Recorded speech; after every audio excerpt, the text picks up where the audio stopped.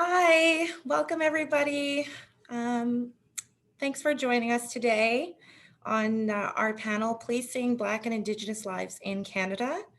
I'm Latoya Farrell with the BC Civil Liberties Association, and I am streaming to you from the traditional territories of the Musqueam, Squamish, and Tsleil-Waututh First Nations in so-called Vancouver. I was born in Fort McMurray on Treaty 8 territory, and I'm really happy to be here with all of you today. I'm just going to talk a little bit about the BC Civil Liberties Association. It's the oldest and most active civil liberties and human rights group in Canada. We're a nonpartisan charitable society striving to promote, defend, sustain, and extend civil liberties and human rights in British Columbia and Canada. We achieve this through our mandate and through our litigation, our law reform, community-based legal advocacy work, public engagement, and education. And just a little bit about our work on policing. We've had a long-standing history of pushing for police accountability and advocating for police reform. Some of that work includes advocating for a provincial ban on the illegal and discriminatory practice of police street checks, #ban street checks now. If you'd like to go to our website, you can sign the petition. We've also been working in collaboration with the Union of BC Indian Chiefs and the Wet'suwet'en Hereditary Chiefs and land defenders to hold the Rcmp accountable for their improper and unlawful actions in enforcing the arbitrary exclusion zone in Wet'suwet'en territory. So you can always find out more about our work at bccla.org, and we welcome you to explore some of the amazing things that my colleagues are doing right now. So for those of you who are just joining us, welcome again. This event is being recorded, so folks will be able to watch it later at youtube.com/user/BC Civil Liberties. We would love to hear from you and invite you all to comment and ask questions in the YouTube comment section. This is a space where people are invited to engage in discourse, and I urge everyone to respect both the panelists and each other when having these conversations. So thank you for participating.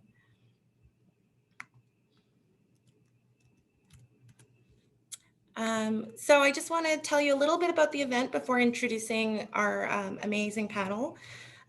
So today our panelists, Elle Jones, Dr. Pamela Palmater, Reikash Walters, and Meenakshi Mano will be exploring issues in policing, like expanding the role of police in expanding the colonial state, evidence of police violence and discrimination, and current strategies for transformative change and how folks like you watching can get involved. And we'd love for you all to get involved.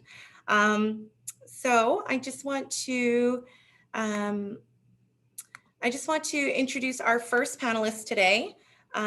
So Elle Jones is a recipient of the Nova Scotia Human Rights Commission Burnley Rocky Jones Award and co-founder of the Black Power Hour, a radio show developed with prisoners. Welcome today, Elle, and we're really pleased to have you, and I'm excited to hear everything that you have to say. Thank you. One never wants to go first, but here we are. I'm speaking to you from Jabuktuk, Halifax, in the unceded, unsurrendered territories of the Mi'kmaq people, Mi'kmaqi, governed by the Peace and Friendship Treaties of 1752. And I also want us to remember that at the same time, obviously, as the Mi'kmaq were signing treaties with the Crown, Black people were also under enslavement by that Crown. So welcome, everybody. I want to go through a couple of things today. I think the first thing I really want to talk about is a story that I just spent the last week working on that I think is really important to understanding how policing is so ingrained into our society. So one of the problems, and I said this with street checks, I'm going to talk about this later, some of the lessons from fighting street checks here that perhaps also people in BC might want to follow up, which is often when we're fighting state oppression, we sort of hyper focus on this one thing like street checks or defunding police. And when we don't pay attention to the ways that these things take place all throughout the state, we often find ourselves having exhausted our energy on one battle, only to find, of course, the ground has shifted and that the violence is taking place in all these other places as it always has. So when we talk about policing, it's really important that we maintain the idea that policing is not just officers in uniforms on the street. That is one form of policing. But policing is, of course, found through the immigration system, in the borders. Policing is, of course, also found through the education system, where we see the criminalization of young Black children, in the healthcare system, and of course in things like the so-called care system, the social workers as well. And so a story I just worked on that I want to talk a bit about is about Fatuma and Abdul Abdi. And this is a battle that many people in BC Civil Liberties were part of. And if people remember this in 2018, Abdul Abdi, when we were fighting this battle, we were focused on Abdul, who came as a refugee to Nova Scotia. The children, him and his sister, were very quickly taken into care and made permanent wards of the state. They were bounced around to a number of homes. And when Abdul turned 19, he was convicted of assault. And because he had not received his citizenship, because the province did not do so, they were negligent, he was eligible for deportation. Because of course, under the laws, changed under Kenny and Harper, but it was always any time over 2 years you can be deported, and then it got reduced to 6 months that don't even have to be served concurrently. So Abdul was threatened with deportation, and his sister Fatuma began fighting this battle. And at the time when we were fighting in 2018, one of the things that we saw is that Black Canada responded in a particular way. And the reason for that was because that case so clearly illustrated the ways that anti-Blackness operates in all facets in Canada. So not just in the criminal justice system or the policing system, but also in the education system, where Abdul only received a grade 6 education. Obviously in the immigration system that intersects with the criminal justice system, the youth justice system, and in the child welfare system as well. So people understood that all of these pieces were working together to bring Abdul to a point where Canada was saying, we want you out of the country. But the story I was writing this week was about his sister Fatuma, because now both Abdul and Fatuma are suing the province, as well as some of the homes they were in, and the CAS, like the Child Advocacy Service, for neglecting them, not taking their culture into account, and subjecting them to tremendous and horrible harms that are detailed in the lawsuit. Abuse on just such an atrocious level, I don't really want to get into the details. And the thing I really wanted to focus on here is, again, this reminder that this is all policing. So in Fatuma's story, where she talks about being a young Black girl, she talks not only, of course, about being removed from her own family and placed into care, but then all the ways that, for example, her body is policed as a young Black girl. So when she's reporting abuse, and particularly reporting sexual assault and rape, when she's 11 and 12 years old and living in group homes and saying, these men are coming around me, they're harassing me, they're stalking me. At one point, she's trafficked to Montreal as like a 12 or 13-year-old. And all of this is hypersexualized because she's a young Black girl, and it's treated as though she is promiscuous. And this is written in her file, that she's promiscuous. So when she's reporting rapes, they're telling her that she's lying, she has attention-seeking behaviors. And this is, of course, directly connected to the ways that Black women from enslavement have always been hypersexualized and deemed as rapeable. So part of enslavement for women, not only the theft of labor, but of course also the theft of reproduction and the theft of sexuality. That is part of the whole process of colonization racism upon Black women. And so what we see is, of course, industrial style rape upon Black women, and then of course the theft and removal of Black children that exists into the present day. And of course, Indigenous people have a very similar experience, right? Our experiences aren't the same, but we know the same experiences of being taken into the child welfare system, not because of abuse, but simply because of being deemed unfit in particular ways, meaning unfit for colonial society. So Fatuma not only herself experiences the removals, this hypersexualization, being denied and erased over and over again. Every time she tells about abuse, she's told she's lying, she's told she's angry, all of these things. And of course, once she has her own children, we see those files being used to now label her and remove her children from her and take those children to care. So we see the multi-generational way in which this care system does violence upon Black women and their children and families from generation to generation. So that literally before she can even hold her children, they're showing up at the hospital and taking them. A situation very, very familiar to Indigenous mothers with birth alerts, for example, example, where we see the same thing. And so what I wanted to raise here is that in this time when we're talking about defunding the police, a lot of people have said, yes, we should be sending social workers on these calls. And it's very, very important to remember that social workers are also part of this colonial violence system. It's social workers who neglected and abused Fatuma and Abdul, placed them in inappropriate homes, had no cultural lens, didn't check in on them, told Fatuma she was lying when she was sexually assaulted and raped, left her in, put her in ever more secure homes as punishment, which basically incarcerated her, and then were punitive to her children, literally just for the act of her reproducing. So when we start talking about we need to replace police with social workers, we need to understand that social workers are police as well. They can come into your home, they can look through your cupboards, they can take your children, they can show up anytime without calling, they can monitor your body, they can decide if you should be injected with birth control, they can decide if you should be injected with psychiatric medication. They have a control over your body and spirit and womb and all of these things that is so deep. I also want to cite the hospital here, because in Fatuma's story, we also see doctors, of course, calling social workers on Fatuma. And so we know this medical staff is also deeply implicated in the violence of the state, something that also happens, of course, to psychiatric patients, for example, or people who are living with mental illnesses, where the healthcare staff and the medical staff are involved in this pathologizing of them and this criminalizing of them. So I think it's really important that we remember that in the history of colonization, and particularly for white women's involvement in colonization was through things like being missionaries, being teachers at residential schools, and then white women abused Indigenous kids in absolutely horrific ways. Being teachers in our colonized nations, and doing violence to Black and brown people around the world, and instilling ideas that we were going to hell and all those things. And that is a violence ingrained in the so-called caring system. And we can't separate that missionary system from the current day child welfare system, which also is the healthcare system as well. So that's the first thing I really wanted to say, is that I really want us to keep in mind the ways that policing must be seen as something holistic in that sense. The state does its violence in all places. The state does not just do its violence in one site. So that also leads me to a second case, since I was talking about the intersection of healthcare and the notion of caring.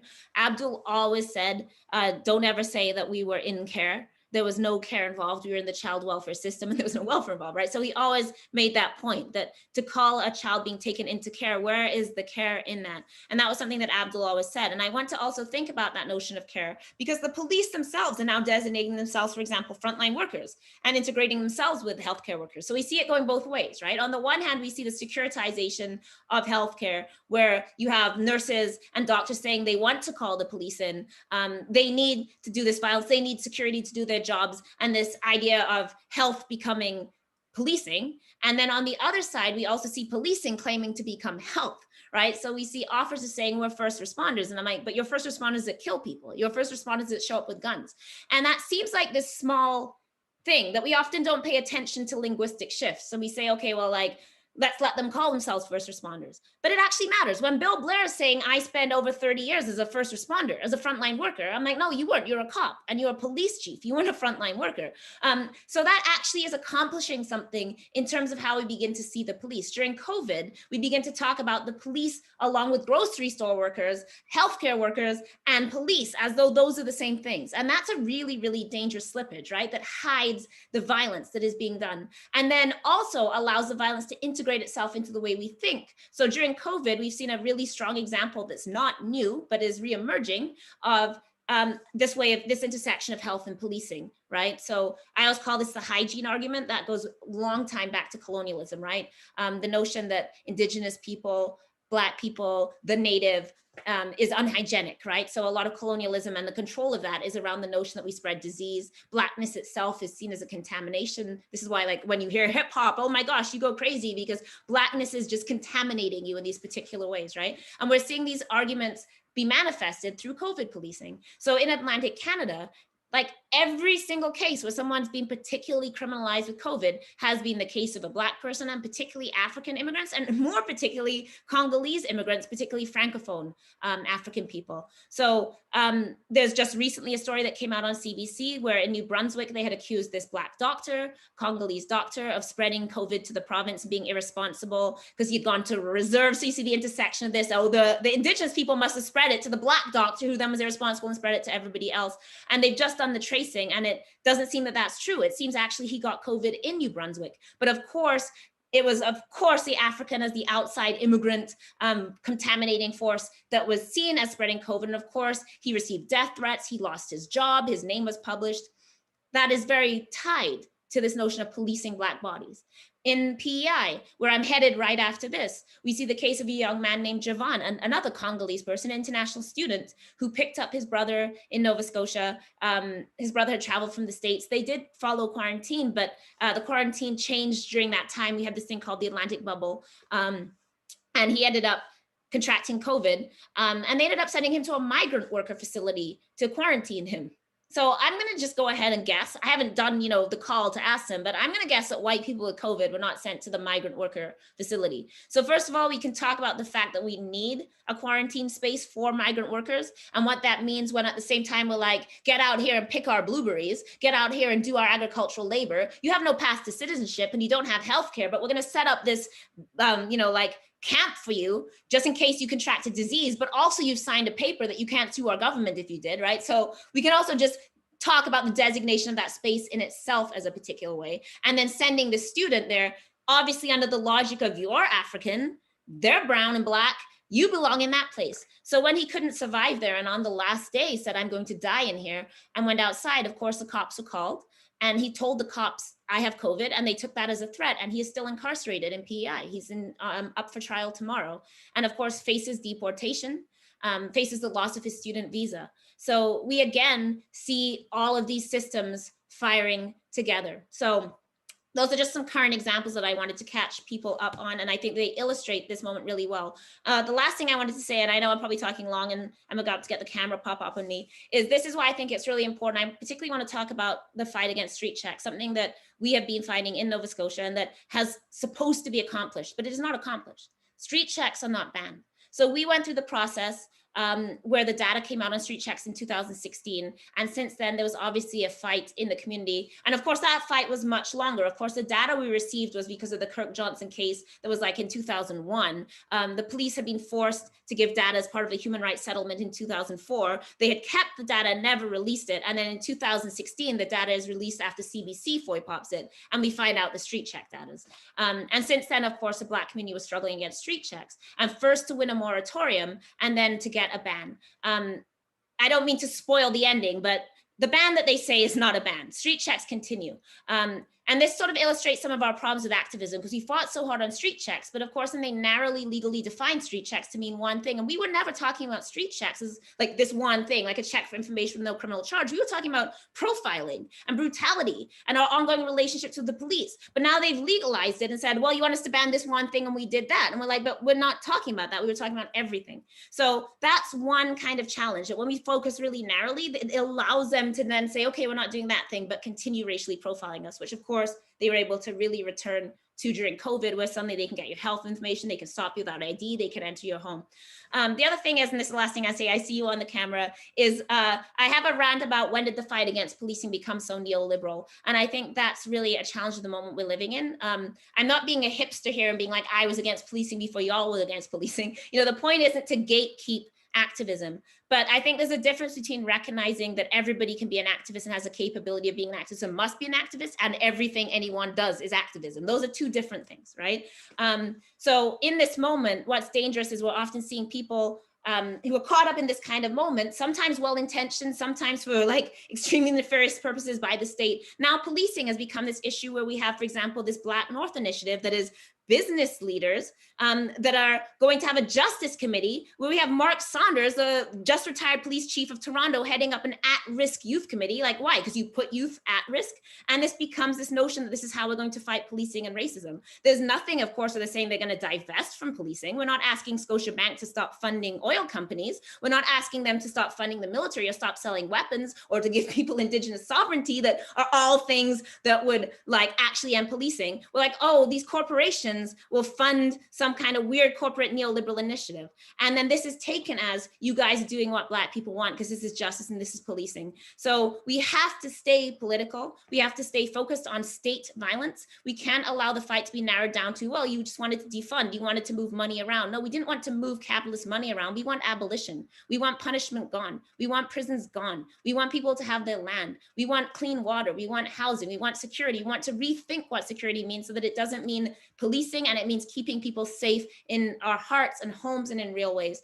So that's my last 30 seconds, I guess. But I just really think, and I do want us to maybe talk about this more in question period, that what are the strategies to fight this? It's something that's very, very frustrating to me right now. And I think for a lot of people that have been in this work and are on the front lines, that are actually seeing a lot of our work be effectively dismantled right now under this idea of, oh yeah, we're all taking you seriously when we're talking about policing. I'm like, but you're talking about body cameras and training people and giving them more funding. And you're talking about getting more Black officers, and you're not talking about actually addressing this violence and actually thinking about what it means. And what happens when we get bound up in that and think that, you know, Royal Bank can help us end policing at the same time as they fund a pipeline that is directly leading to Indigenous people being policed and criminalized. So I'll stop there.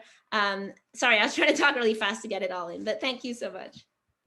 No, thank you. Thank you so much for sharing. That was just so powerful, and these really big questions that folks should really be thinking about, because it is much more complicated. It is much more connected in a lot of ways that that folks might not necessarily always be considering when they're having these conversations. So thank you very much, Elle.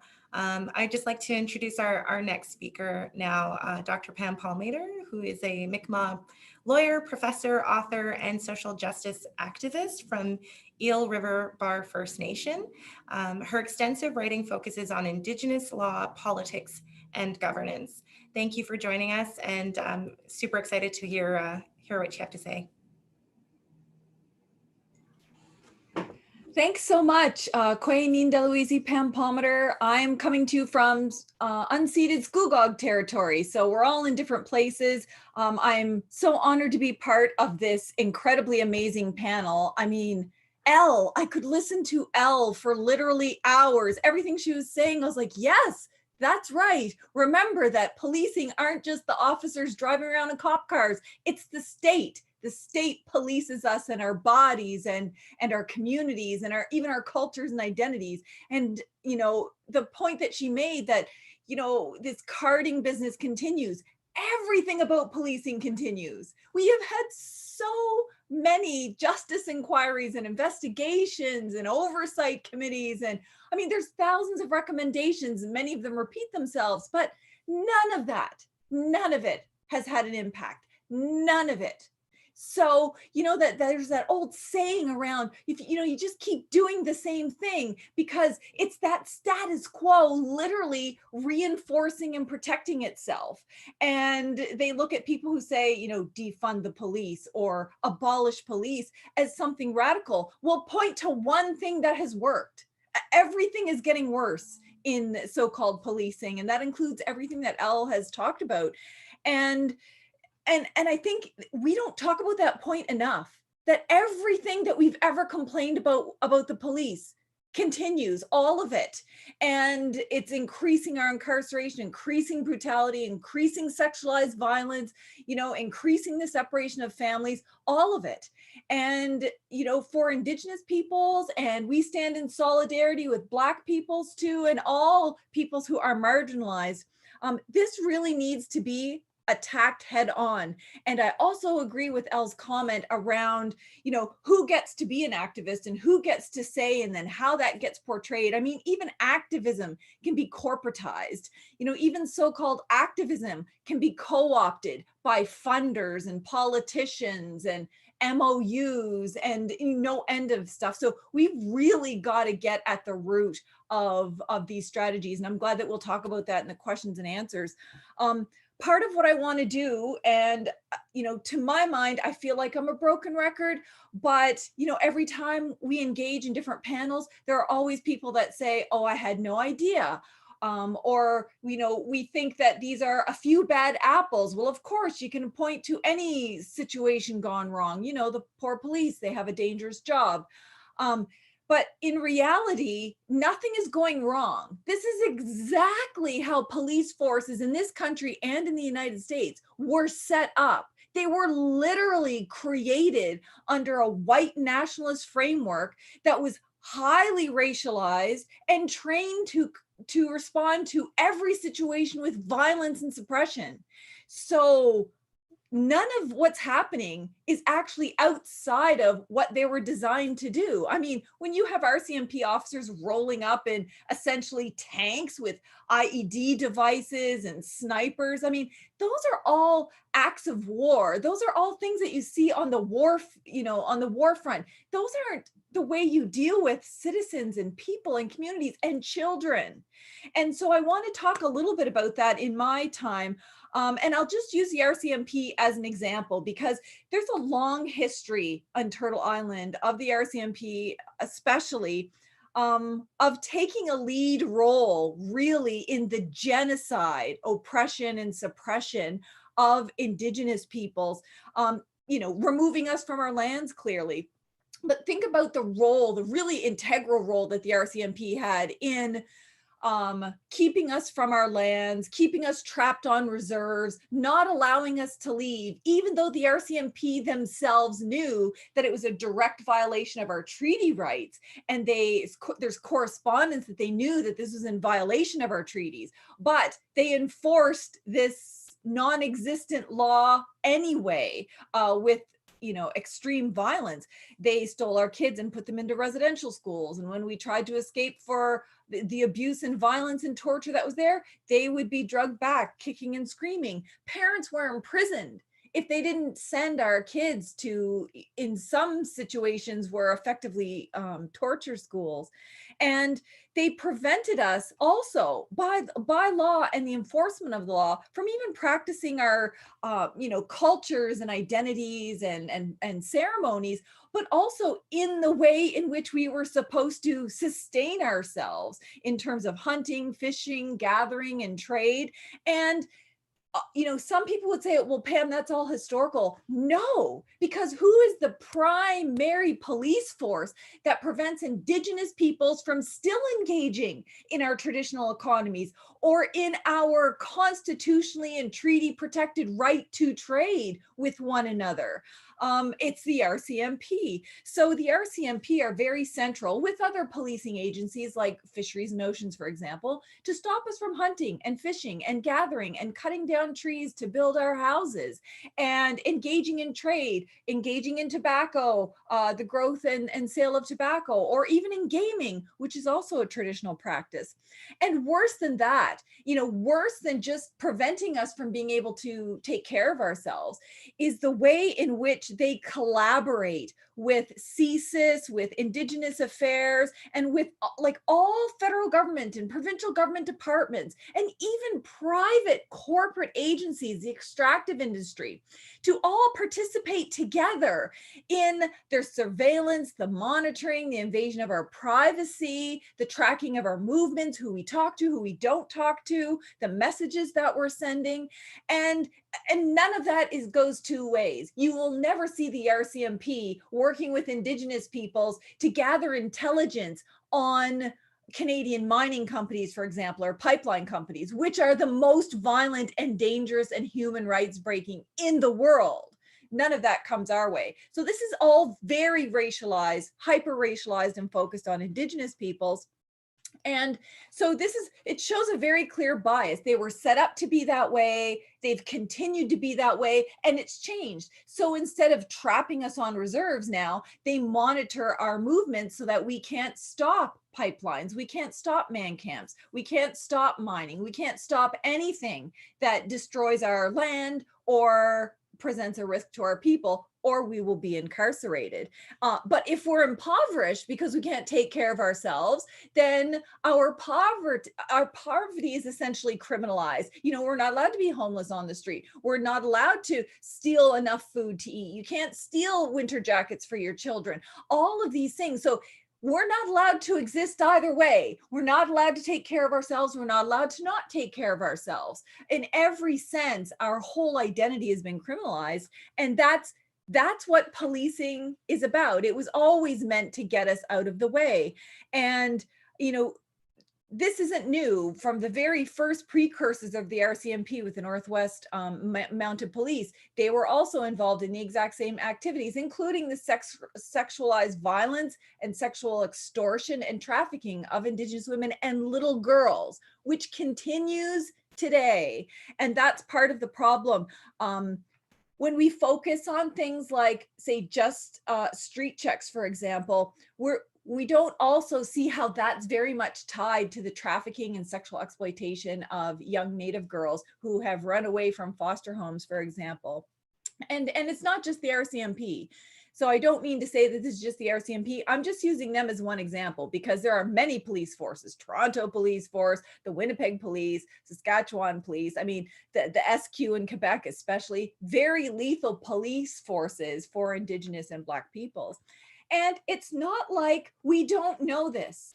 So every time there's a round of protests or resistance or activism, people are like, oh my goodness, is there racism in Canada? Do you think there's a problem in policing? Maybe we should talk about that. We have had tons and tons and tons of justice inquiries. I mean, the Donald Marshall inquiry in Nova Scotia, Royal Commission on Aboriginal Peoples, Aboriginal Justice Inquiry of Manitoba, the Justice Inquiry in Saskatchewan, the Neil Stonechild inquiry, Ipperwash inquiry. I mean, it's endless. That shows, you know, you've got this countless amount of evidence and legal review and research and statistics over and over and over again to say, yeah, we've got a problem in policing. It's very racist, it's very violent, and they don't actually protect Indigenous peoples. So you've got this like over policing, which is very aggressive and targeted, and then you have no protection at all for Indigenous peoples. And that's a real problem. But the fact that all of these inquiries were very public, tons of media, some of these scenarios had movies, books written about them. And, you know, the one of the most recent ones, the Ipperwash inquiry, said, this is a myth about bad apples, that all of the Ontario Provincial Police is widespread racism. And, you know, I like I said, I feel like a broken record for bringing this up all the time, but the kind of racism we're talking about isn't, we got into fisticuffs, it got a little too violent, and by accident, I broke the guy's arm. No, it's when you have the premier of the province saying, get those effing Indians out of the park, peaceful Indians who happen to own the land, by the way. And then, you know, the head of the OPP saying, hey, let's amass an effing army. Let's get a real effing army and do this, do these effers big time. Should it be any wonder that an OPP officer shot unarmed, peaceful land defender Dudley George? No, of course not. And that just takes us into the present. So it's not just these individual instances of what's happened, but look at all the RCMP class actions. So let's just look at the RCMP as an institution. You have the 2017 class action for female RCMP officers being sexually harassed, abused, and bullied by male police officers. You then have the 2019 class action, which is by all the other females that work at the RCMP, the civilians, for example, who are sexually harassed and bullied by the RCMP officers. Then you have class action suits by just RCMP in general for the culture of violence, harassment, bullying, intimidation. And that's within the RCMP. So imagine if the RCMP as an institution is racist and sexually violent and corrupt, then what chance do people like Black women or Indigenous people on the outside have when it comes to the RCMP? Because that's how powerful and insulated they are as an organization.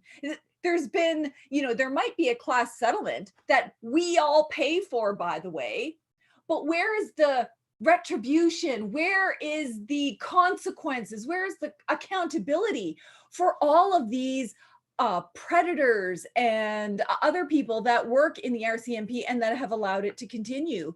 And so you've got other class actions from outside of the RCMP, by Murder to Missing, by Inuit in the North. You've got lots of other billion-dollar class action suits, and nothing has been done.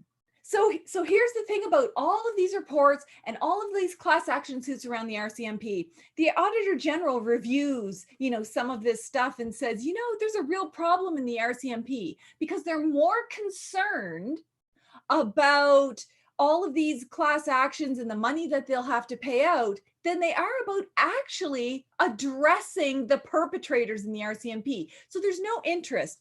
There's no intention to deal with it. And that's why we have to go beyond what we've suggested. There's no amount of cultural awareness training that's going to deal with the problems in the RCMP. And you know why? Because we're talking about widespread corruption. And I'm not just saying that as my political opinion. The RCMP did their own internal report on just a certain subset of things that could be corruption, like fraud, theft, interference with judicial processes, misuse of confidential information, perjury, falsifying and planting evidence. I mean, hundreds and hundreds of their officers have been found guilty of that. And then you have the gall of the commissioner, doesn't matter which one, to stand up there and say, I'm not really sure that there's any systemic racism or any problems in the RCMP. The APTN, the Aboriginal People's Television Network, just came out this week with yet another massive expose of RCMP Facebook groups, hundreds and hundreds of RCMP officers freely saying horrifically violent and racist things about Indigenous peoples. And that is something, this isn't new. I mean, the RCMP were informed about this years ago when the APTN did their first expose on this. So you've got a situation where we're not a few bad apples. It's widespread and they all insulate and protect themselves. And I know that I'm almost out of time, but I'm trying to make the point here that racism and violence against Indigenous peoples is literally so ingrained in the RCMP that they don't see it as a problem, nor does the state see it as a problem, because it achieves a very important ends. It continues to remove us from our lands, disconnect us from our economies, disconnect us from our identities. And if you put it all together, like Elle says, you can't even just look at it like that. Put what police are doing to our people, over incarcerating us at astronomical rates, putting our kids in youth corrections, putting them in foster care, in group homes, putting our women in institutions. At the end of the day, there won't be any Indigenous peoples left. And that has always been the ultimate objective. So I think when we move to talk about some of the strategies, we really need to talk about what are going to be the most effective strategies in terms of where we're putting our resources, how we're allying, and when to call each other out. So the corporatization of activism, I think that needs to be called out much more, because it literally counters the things that we're doing. So, we're having a panel on defunding the police or defunding racism or abolition. Then you can have another Native group, host a podcast with the head of the RCMP and say, oh no, everything's good. We have all these good relations, just hire a few more Native people. And so we have to be able to confront that head on. So sorry if I went over a little bit, but like Elle, I was trying to speak faster than the 15 minutes that I had. No, that was wonderful. And thank you so much again for sharing and really just breaking it down for folks that are watching it, and not only the historical context, but how that's prevalent and permeating different, institutions even to this day. Because I think that's really important for people to realize that, Canada does have systemic racism, and it's prevalent. So thank you so much. For folks that are joining us again, welcome to Policing Black and Indigenous Lives in Canada. Thank you for joining us. Next up on our amazing panel is Reikash Walters, and I'm super excited to be introducing her. She is a writer, community advocate, and articling student who is dreaming up alternatives to policing and punishment. Thank you for joining us, Reikash. Oh, I think you're on mute. Can you hear me? That's great. Right, thanks so much for having me. So I'm speaking with you from so-called Toronto on Treaty 13. I honor and appreciate the Indigenous folks who have been resisting state violence on this land since first contact, the Mississaugas of the New Credit, the Anishinaabe, Chippewa, the Haudenosaunee, and the Wendat peoples. I just want to start by thanking all of you for being here. I'm checking out the chat and there's a lot of really interesting conversations going on, and the moderators are doing a lot of hard work to try to keep the conversation positive. So I appreciate all the engagement and discussion. And I just want to honor all the work and planning that went into making this project a reality. I'm no expert on policing or transformative justice, and I'm frankly pretty nervous to be sharing space with such incredible activists, writers, and theorists who I have admired and learned from for such a long time. I thank all the Black women who have loved on their families and communities before me and showed me how to as well. Like my mother, Judith, my grandmother, Lynette, and my Maroon ancestor, Nanny. I also thank my mentors and teachers like Elle Jones, Rachel Zellers, Rachel Herzing, Constance Backhouse, Joanne St. Louis, Nisa Cromwell, Heather Hoynes, Rebecca Blakey, Darren Jordan, Senator Kim Pate, Desmond Cole, Bill and Art, so many others. And it might seem strange that I'm naming all these names, but I'm sharing this with you because I'm wary of the professionalization of activism and the danger of building up certain folks up as the exceptional few with, knowledge, while each of us is only really the product of the people and places that we've encountered. So in echoing Elle, she said, all of us have a responsibility to be activists, and I encourage each and every one of us to not only take in the information of today, but also take responsibility for some of the challenges and ills that folks are bringing up today. So as mentioned, I'm a writer, community advocate, law graduate, and articling student who is dreaming and building alternatives to policing and punishment. I'm a survivor of sexual and physical violence, and I'm really interested in how communities can heal from interpersonal harm without placing already traumatized, impoverished, and marginalized people in cages. So I'll start by talking a bit about the status quo, but I'm hoping to spend most of my time discussing alternative paths forward. So first of all, the police do not keep us safe, as you've heard. We know that the racialization of crime has a long history in Canada and has consistently put Black and Indigenous people in Canada in danger. We know that in the 17th century, Black people who escaped slavery were framed as thieves and criminals in runaway slave advertisements. Self-liberated Black people were scrutinized and tracked by law enforcement for being criminal runaways. So Black people trying to get free was criminalized at the outset.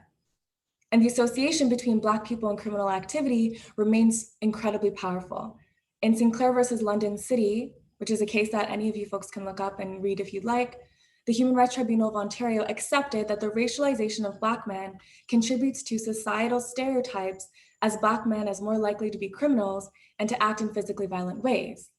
The tribunal accepted that these stereotypes may lead to increased surveillance and monitoring of Black men. We know this.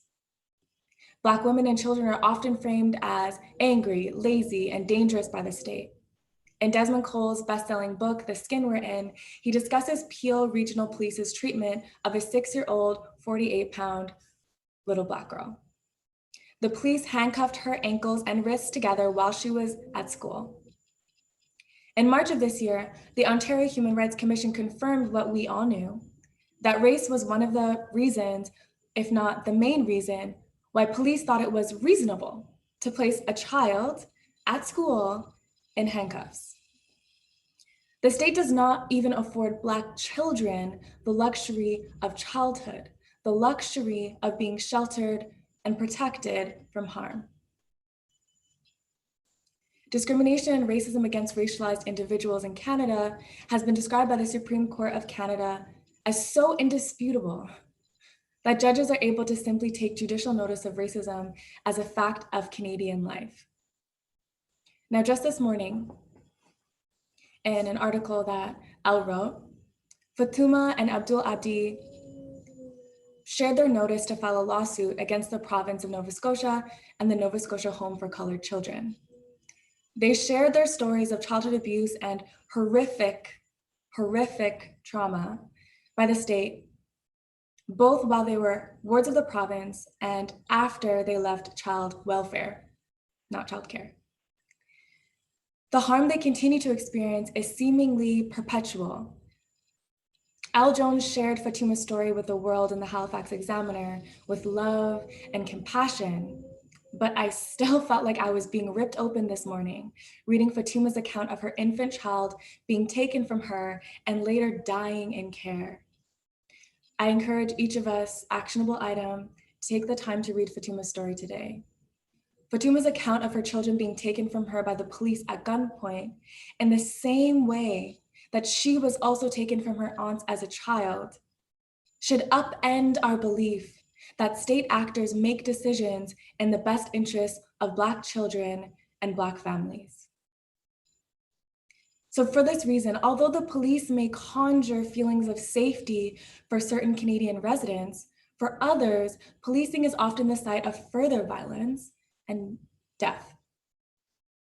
Cherished community members like Ijaz Chowdhury, Regis Korchinski-Paquette, Jason Collins, Aisha Hudson, DeAndre Campbell, Sean Thompson, Nicholas Gibbs, Orlando Brown, Pierre Coriolan, Abdul Abdi, Andrew Loku, and many, many, many more. All of these folks were denied their lives after the police arrived on scene. For that reason, communities most affected by state violence are often less likely to call the police. Now, sometimes that means that interpersonal harm and violence continues unchecked, and that is a problem, which I'd like to talk about. But Black, Indigenous, disabled, the precious poor, sex workers are resourceful, and we find alternative ways to keep each other safe without calling the police. So I just want to talk about that for a moment. One of these ways is through transformative justice. Transformative justice is a political framework and ever-expanding set of strategies that help us to respond to violence, harm, and abuse without creating more violence, harm, and abuse by calling the police. So transformative justice, or sometimes I'll refer to it as TJ, is thought of as a way of making things right, or getting in right relation, or creating justice together. So transformative justice responses and interventions first, they do not rely on the state. For example, police, prisons, the criminal legal system, the foster care system, etc. They do not reinforce or perpetuate violence, such as oppressive norms or vigilantism. And third, they actively cultivate the things that we know prevent violence, like providing housing, providing a guaranteed livable income, providing healing, therapy, accountability, resilience, and safety for all folks involved, not just those who are the victims of violence, but also those who perpetuate violence. So in June, I wrote a piece for Rabble with one of my mentors, Rachel Zellers. And Rachel, if you're on the call, appreciate you, love you. This article is titled, "We Don't Need the Police, We Need Each Other."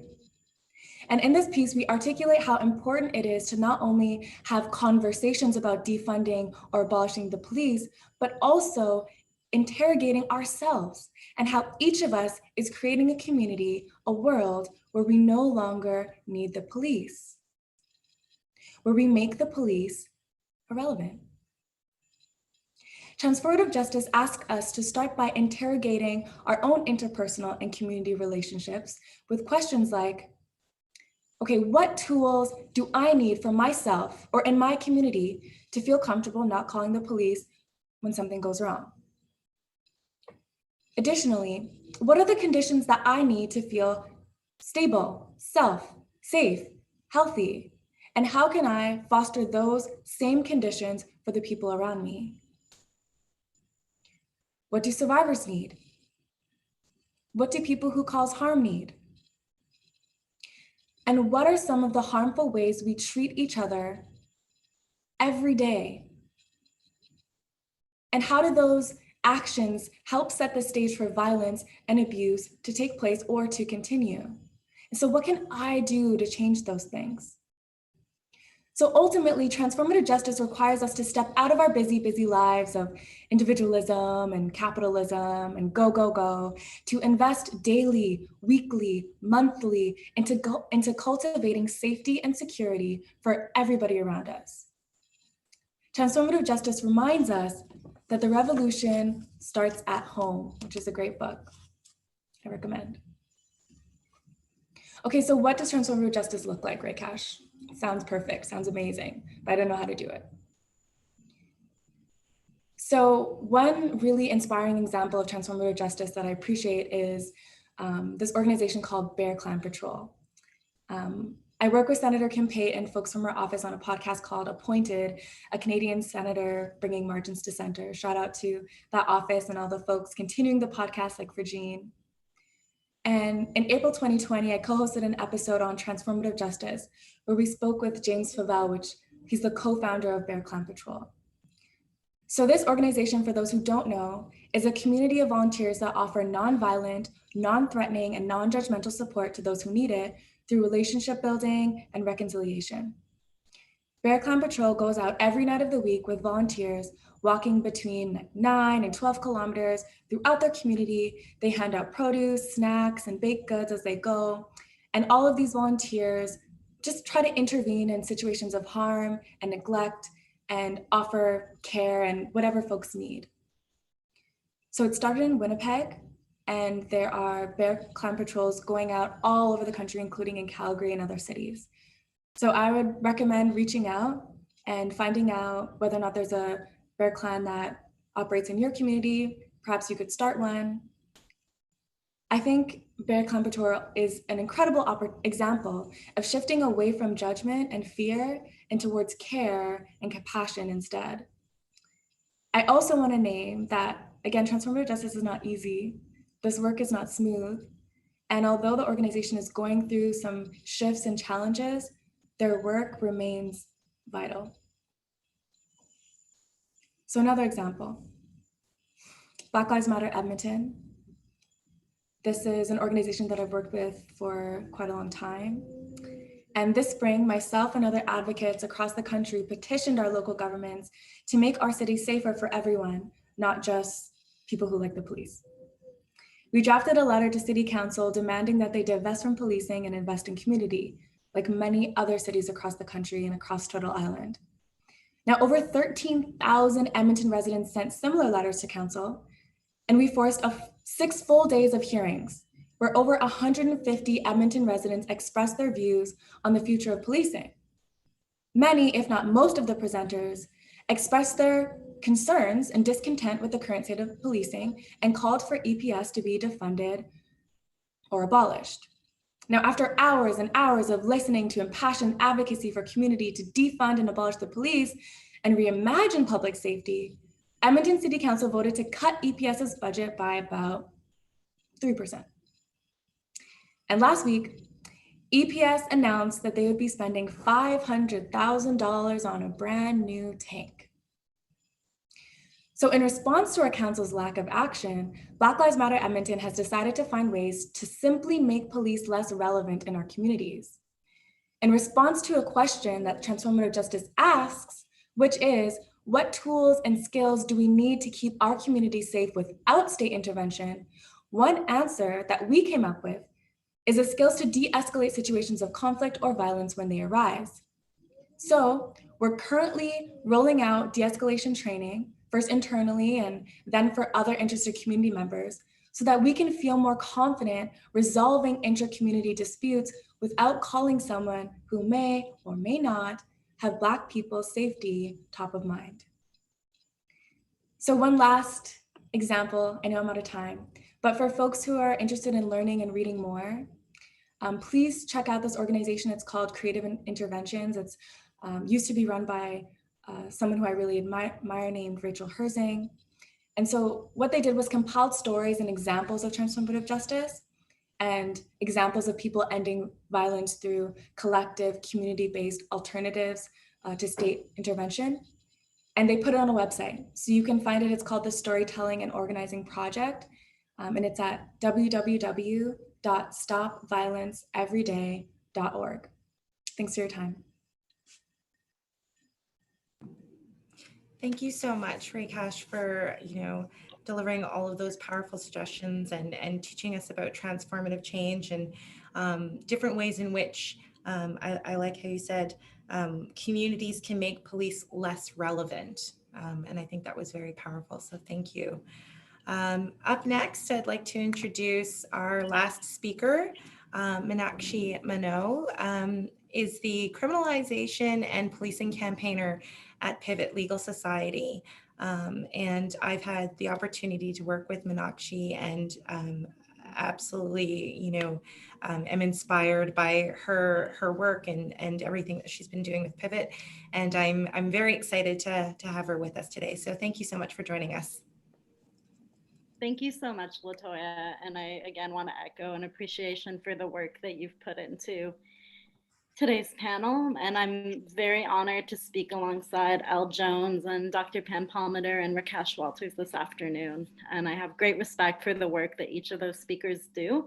And it's really an honor to join them because I see them as leaders in the fight to defund police and beat back the colonial state that's known as Canada. I want to acknowledge that I'm joining this call from the unceded territories of the Musqueam, Squamish, and Tsleil-Waututh nations, so-called Vancouver, BC. And this is sovereign Indigenous territory, and settlers like myself must conduct ourselves with this at the forefront of all the actions that we take. Anyone who's listening, who's truly been listening to land defenders already knows that while police and Rcmp in particular, as Pam pointed out, as long as they exist to enforce colonial borders and industrial powers, and of course, settler colonialism, Indigenous resistance will continue to flourish. I also want to acknowledge that I'm joining from a community that's been ravaged by a drug poisoning crisis for the past 4 years. Though if you ask anyone who's actually been around, it's been at least 6. As we fight to defund the police, we do so with the knowledge that we grieve thousands. People who have been killed by drug poisoning, murdered by drug policy, thrown away because of stigma and prohibition. I also want to express appreciation to Reikash for the invocation that she did, bringing those folks who have been murdered by police violence into this space today. And with all of this in mind, I now want to introduce myself. I'm Meenakshi Mano, and I work as the criminalization and policing campaigner at Pivot Legal Society. Pivot is a nonprofit legal advocacy organization. We pursue social justice work through strategic litigation, through public education, community-informed advocacy. It's an organization that's been around for nearly 20 years, and police accountability has always been a core mandate.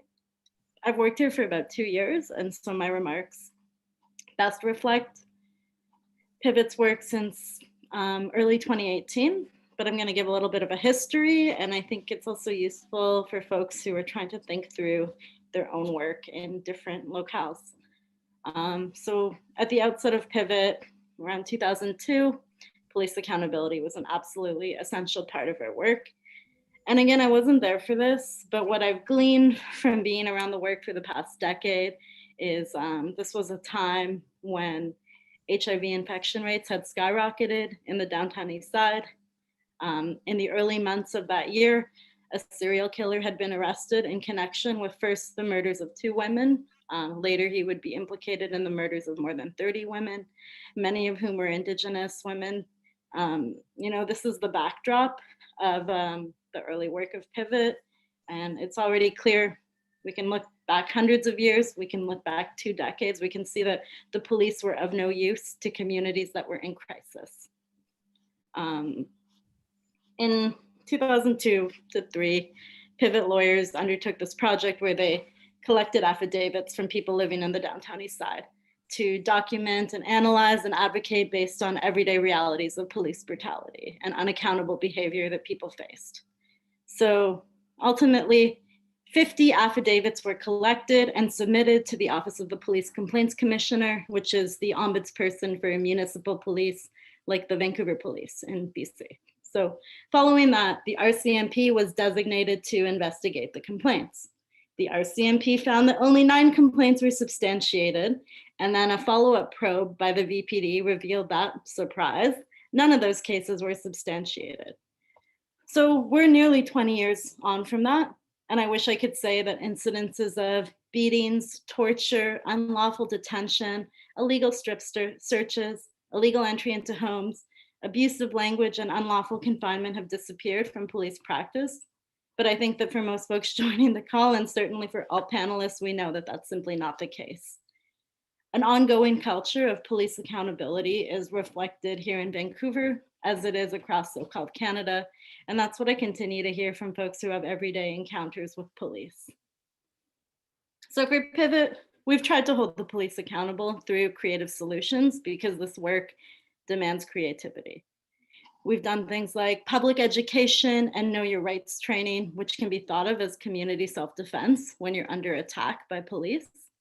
We've tried to do public policy recommendations, whether that's our recent 2018 report, Project Inclusion, confronting anti-homeless and anti-substance user stigma in BC. We've corresponded with the provincial and federal government and made recommendations, and lawyers have represented people through civil claims or police complaint processes. What remains clear is that the resources for people who want to hold the police accountable are too few and far between.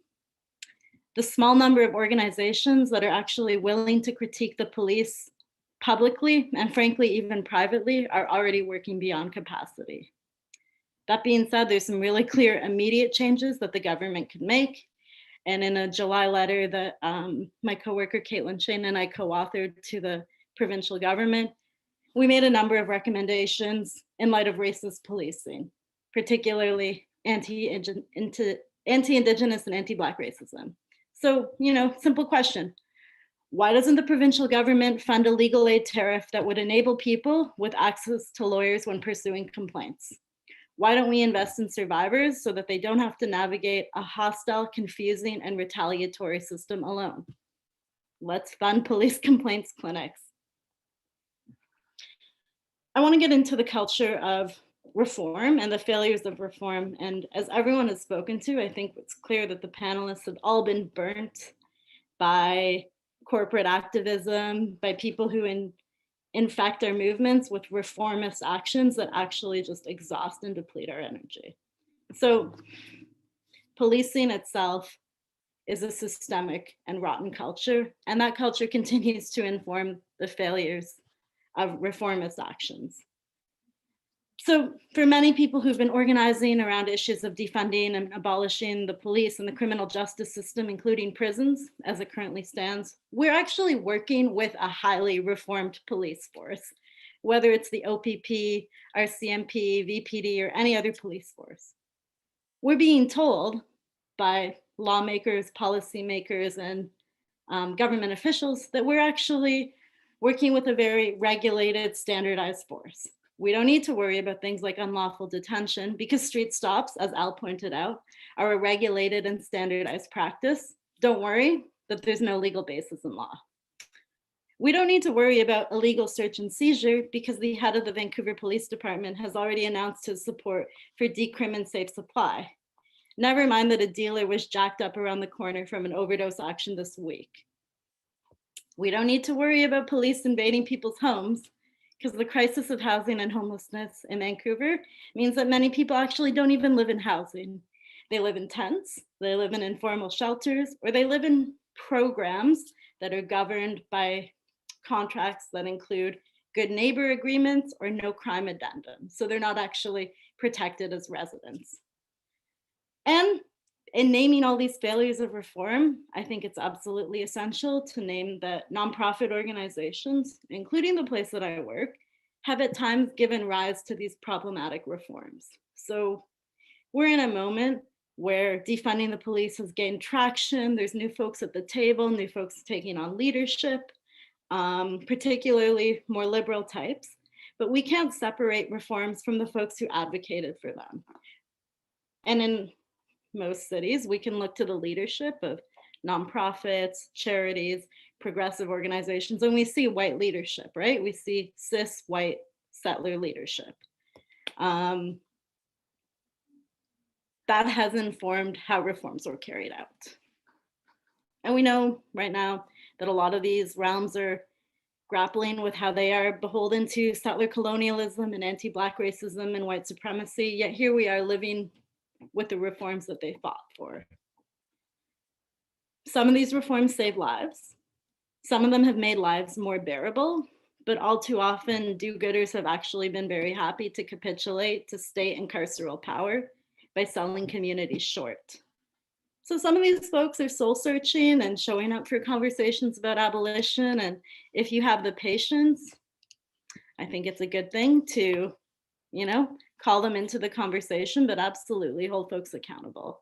I've been parts of those conversations where people are like, you say defund, but you don't mean abolish, right? Yes, 100% I mean abolish. I mean defund to zero, abolish. So, you know, we have these conversations about defunding, and then when people are saying, you don't mean get rid of the police altogether, right? I mean, I have to wonder, how are we going to fight the cops in our heads and our hearts? The ones who are telling us that our ideas aren't possible, that we have to concede to power, that yes, there's racism, but it's too widespread and we need to move on. And it's a truly heartbreaking set of affairs once you get into those overgrown weeds. I cannot understate how harmful and dangerous it is to fall into patterns of reform. If you haven't looked at the resource put through by Critical Resistance around reform and abolition, please take a look. It's an incredible one-pager. When we're talking about reforms, I mean body cams, the Portugal model, better training for police that are more sensitive to mental health issues. And I just have to wonder, if we actually brought together a group of people who understood settler colonialism and anti-Black racism and trans misogyny and poor bashing and ableism, like they wouldn't want to be police. So, you know, maybe you have this like defunding conversation, people come around and the next thing they ask is like, so what are you going to replace them with? The replacements already exist. Reikash already mentioned some of them, including Bear Clan Patrol. But again, it's like, rather than assume that we need to create like a monolithic structure that replaces the police, we have to stop assuming that defunding the police means that we have to rethink safety and replace the function of policing. Like, let's actually listen to the communities and individuals who were never, ever protected by the police. In my own work, I think particularly about informal workers like dealers, sex workers, street vendors, folks who use drugs, folks who use whisper networks to protect themselves. Not only do these communities never receive protection from the police, they're actually the communities that police use to guarantee their funding and their growing budgets. Black, Indigenous, and other people of color, people with mental health issues, criminalized workers, you know, the wretched, the poor, the people that upstanding citizens warn you about. In the absence of police providing for public safety, these communities had to create safety despite police. And again, Reikash shared some examples. 2 days ago, August 31st, marked the International Day of Overdose Awareness, and I wanted to take a moment to recognize the work of a group in Vancouver called the Coalition of Peers Dismantling the Drug War. They put forth their demands at an event called the 100 Block Rock, a fucked up festival of the damned, and they had 4. 1, repeal the Controlled Drugs and Substances Act. 2, release everyone imprisoned under the CDSA and void all charges and criminal records. 3, defund all police services, including Rcmp and prosecutors, use those funds as reparations to those most harmed by the Canadian war on drugs. And 4, immediately expand safer supply programs, including non-prescription programs developed by drug users. So, you know, this is just one example of abolitionist work that's already underway. We, and that's we in the broadest sense, you, me, the over 900 people who joined this call, the folks in the comments, we don't need to think up monolithic solutions. We can slow down and see and recognize and listen to the abolitionist thinkers in our midst. whether it's sex workers who organize bad date sheets, trans organizers who document TERFs and SWERFs and fascists in our communities, or BIPOC folks who remember the stores and services where they've been dehumanized. In our rush to think of the perfect replacement for police and the ultimate transformative solutions, we have to slow down and remember that there are already folks in communities doing this work. There's healthcare workers thinking about how they've enabled police on site. There's teachers petitioning to get cops out of schools. There's social workers who are saying, no, we don't want to enforce archaic mental health laws. And rather than say, what are we going to do without the police? Let's dream about how much we can care for and take care of and love each other once the police are gone. Wanted to end with a couple of calls to action because, sometimes this work can be overwhelming and it's nice to think of like, what are some things I can do? Well, you can support local actions to defund the police in your community. You can support local mutual aid projects led by Black and Indigenous folks and emergency COVID relief efforts that are led by criminalized people, including prisoners. And you can uplift the good work that's being done by folks on this call, including, of course, Latoya, Reikash, Al, and Pam. So thanks again, and I look forward to the Q&A. Thank you so much, Meenakshi. And now we are opening up for the question and answer period, and I invite all of the panelists to turn on their cameras, their video functions, so that we can all see them while we engage in some discussion.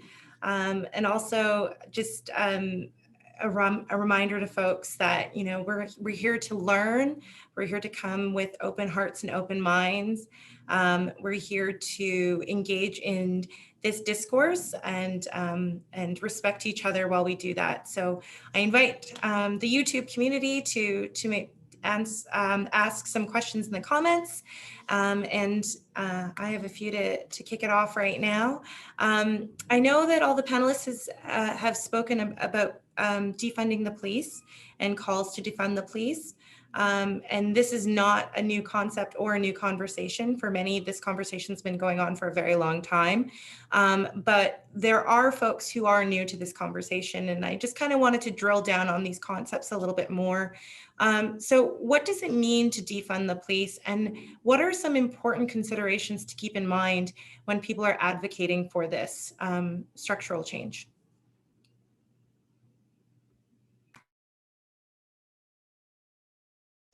No one's speaking. I guess I'll jump in. I think something I'm going to the second part, what are things to keep in mind? I think one of the things, and this goes to what Meenakshi said, is that a lot of people now are saying, like, our police board is like, oh, only ridiculous people think that defunding means abolition. And we're like, no, actually defunding means abolition. Where are these cops going to come from with no money? Like, you think they're going to work for free? Actually, probably would. So let's actually be real that we live in a punishment state where people would actually arrest and criminalize and beat Indigenous and Black people for free. So let me not say that. But yes, we mean defund. And that's been an example of neoliberal language creep, right? That they've now taken over sort of defunding under the idea that really we just mean, as our police board tried in the definition, that policing functions will be performed by police and non-policing functions won't be performed by police. We're like, but if the police are doing something, by definition, it's a policing function. So you can just say the police are doing anything. So this is where I'm actually, I feel like I'm like the hipster of policing, where I'm like, I'm overusing defunding, but I think we're seeing it being used in particular ways, and it's always important to keep it pointed towards abolition. I think the reason for that is defunding can still take place in a kind of capitalist construct. It's still about money, right? So, okay, so you're talking about budgets. You want to move money from this budget into that budget. So we can move it from our municipal policing budget into our municipal communities cares budget that we're going to say isn't a policing budget, even though if you look through the plan, there's all kinds of mentioning of policing. And then we're moving the budget and we defunded the police, right? And that's not what we're talking about. We're talking about something deeper. And Meenakshi did this really well. Reikash talked about this, that when we're talking about punishment, we're not just talking about the physical manifestation of that through how the state demonstrates force, because that's coming out of an ideology.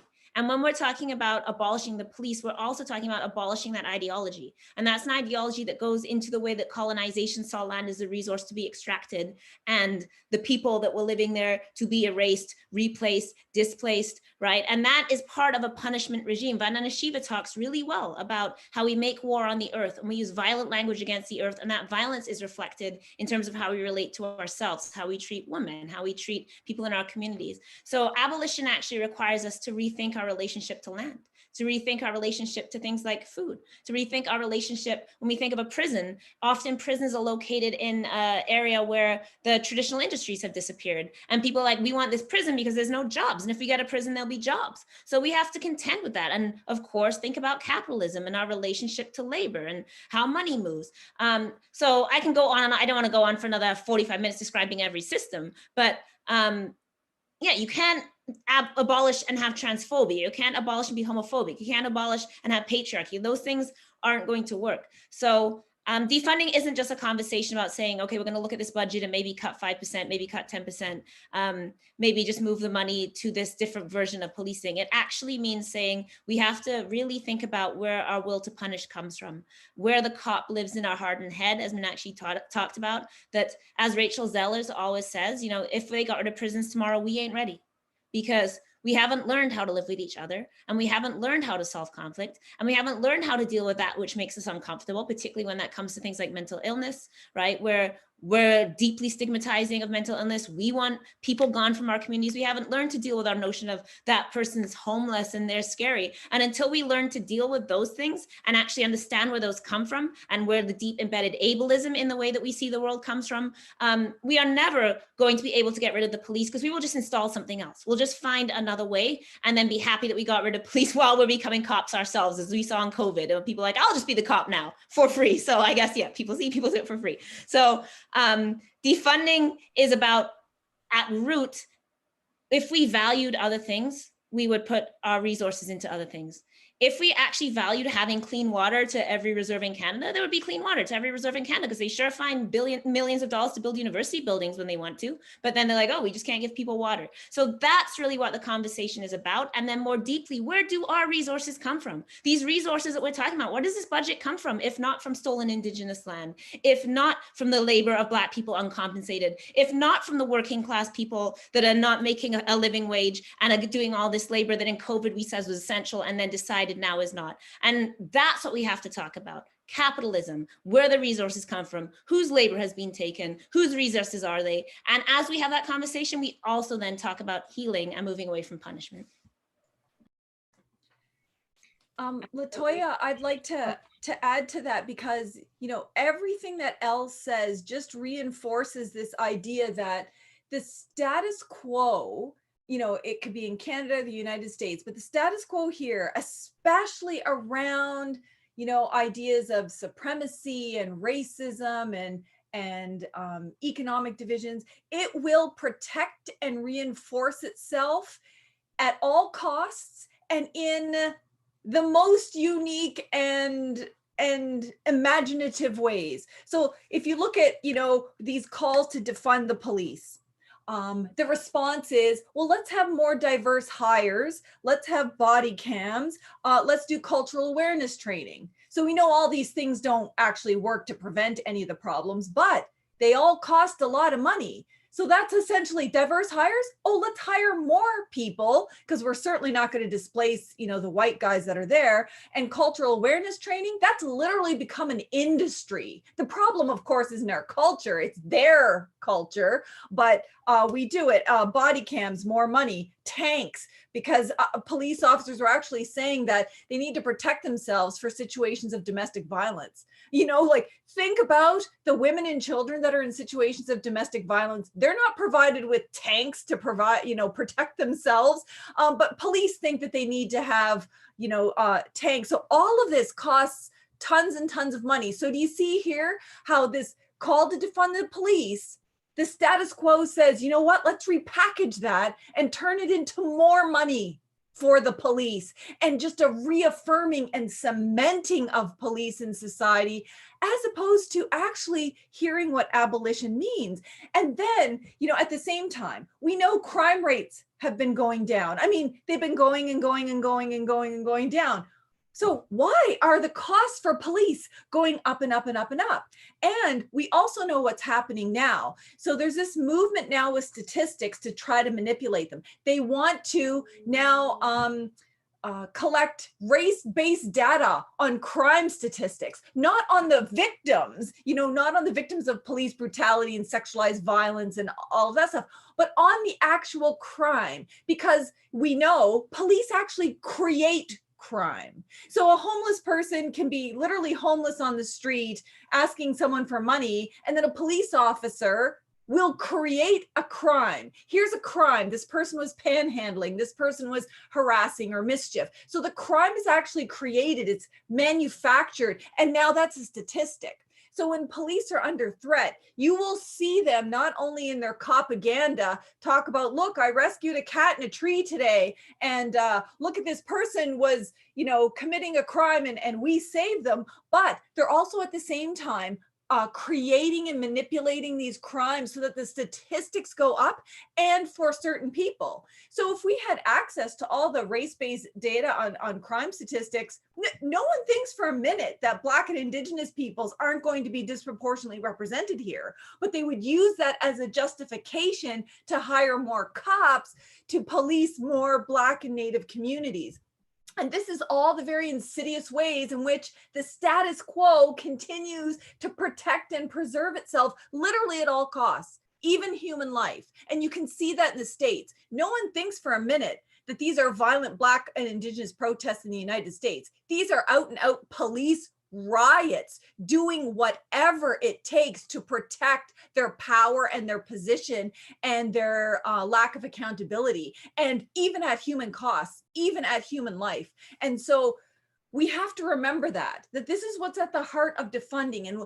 And I know we're all coming from different positions and we don't all have to agree, but just we need to think carefully when people say, here's what the solution is. Is this part of reinforcing the status quo in policing, or is this really busting it open? And I think if we applied that kind of test, we would look at some of the things that are being called for and say, wow, this is really just giving the cops more money. Thank you, Elle and Pam, so much for those responses. We've got lots of questions coming in from YouTube, and I'm so excited about how engaged everyone is. And maybe I can put this to Reikash and Meenakshi if they're able to answer.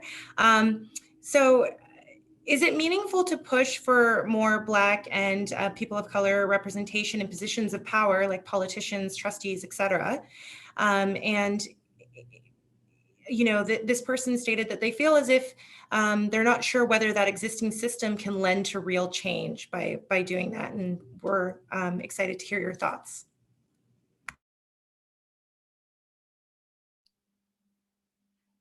No. I mean, like, I think that it's, and like Reikash, I'll totally feel free to jump in. I think that people, like, who does it serve, right, to have more diverse voices in these leadership roles when we've all kind of recounted the harms and the pitfalls of both reforming these systems, but also what informs these systems, like their very epistemology of like the Canadian federal government or the BC provincial government or the RCMP, like what is baked into the essence of those systems and how much can different faces and high places really alter those. Again, it's like, it's an easy temptation. And, you know, we live in this, we live in a world, and everyone here has talked about feeling sold out by folks in their own communities in these moments of like critical revolutionary spirit. You do have to like interrogate people's intentions in this moment around rising to power, because I don't think that any one person here would say, we own defunding the police, we own the abolition analysis in Canada. And I see folks in here in the comments who are like, Al Jones for Prime Minister. And I'm like, I think that's the last thing Al Jones wants. I think we don't want a Prime Minister. We don't want Canada on a fundamental level. So, there's a risk of saying, well, and I think here in BC, it's an interesting example because there's a progressive provincial government. I don't know how progressive it is when over fucking 200 people are dying every month from an opioid overdose and drug poisoning. But again, we see people who have risen to power, people who may have been comrades with folks in grassroots struggle, and like the immutability of these institutions, even when they're staffed by people who are elected under a progressive mandate, is just, there is so little power. When you also look at like what informs Canada, why are like illegal resource extraction projects carried out? Why is the federal and provincial and sometimes even the municipal police force, the Rcmp, carrying out protection and enforcing injunctions against land defenders? Like how much change are we gonna see if we have like a racialized person in like the premier or prime minister role? Like, and again, I think it's like, people are going to have different entry points to change right now, and people are going to feel like, oh, we need to elect better leadership. But I mean, the whole fucking system is rotten. Are we going to also take down every bureaucrat that runs these ministries? I see the powers in the streets and not so much in the boardrooms, like the legitimate power of the people. Yeah, totally on board. Hearing, appreciating all of your points, Meenakshi. Thank you so much. I think the only thing I would offer is that I agree. Like I'm concerned when someone is like, I want to be in this position of power. It's like, okay, well, what are you going to do with that power? Like, why are you so obsessed with power? Like it's a little bit scary sometimes. But there are some interesting examples of folks who have used positions strategically, like who have carefully worked with community to scheme about freedom for Black, Indigenous, and otherwise marginalized people.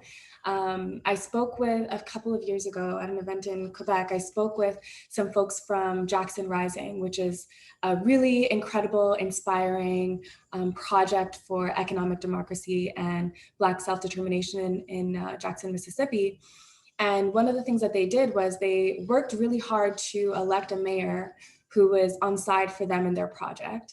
And because that mayor was on side for them, they were able to push for the zoning laws that they needed in order to build basically their own community and area for Black folk to thrive with housing, economic and social supports, a garden, all that kind of thing.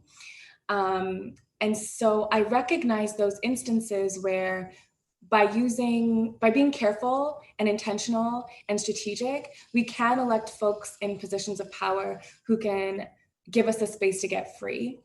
And so I'm interested in those examples, although I do think that they are kind of few and far between, and more often folks are kind of co-opted by how attractive power can be and all of the strings that you can pull and the people you can pose in pictures with, and they end up not helping us at all. Like Black billionaires, like I love Beyonce, but Black billionaires don't help me. Some other Black person being rich doesn't actually help other Black folk who are experiencing poverty and violence. So just offering those thoughts. Thank you so much for that, there's lots of really great questions coming in, and I'm opening this up to everyone.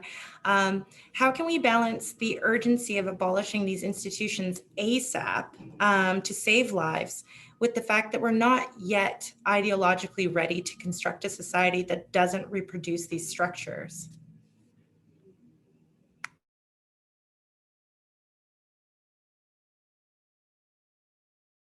No one ever wants to go first, and then I get like antsy and go first. But does anyone else want to go?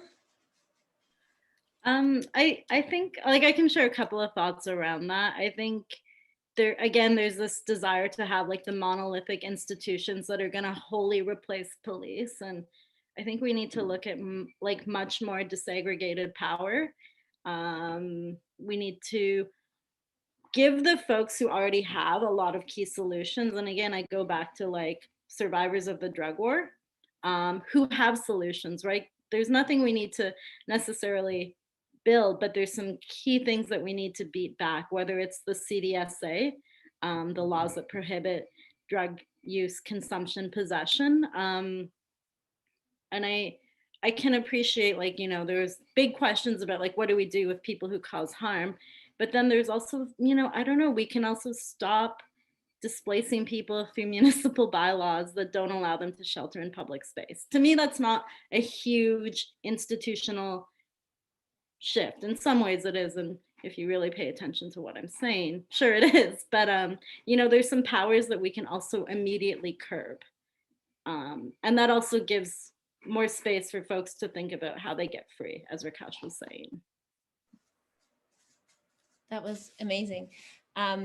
I want to add to that too and say that this is always a challenge for those of us who work with people in prison, for example, that we know that the money we send in for those phone calls funds the prison. We were on Adil and I have this series, Conversations with Lifers, No Life Left Behind. And one of the things that Anne said on Monday was, like, they literally have women building the maximum unit that like people are gonna live in to get the money that they need to get on their correctional plans to get out. And it's a similar thing, right? That we pay money into the canteens and into the phones, but those are the things that keep people alive and make life even barely tolerable. So we're always aware of that we're funding the prison to care for the people in the prison, even as we want the prison to go. So it's a very difficult question.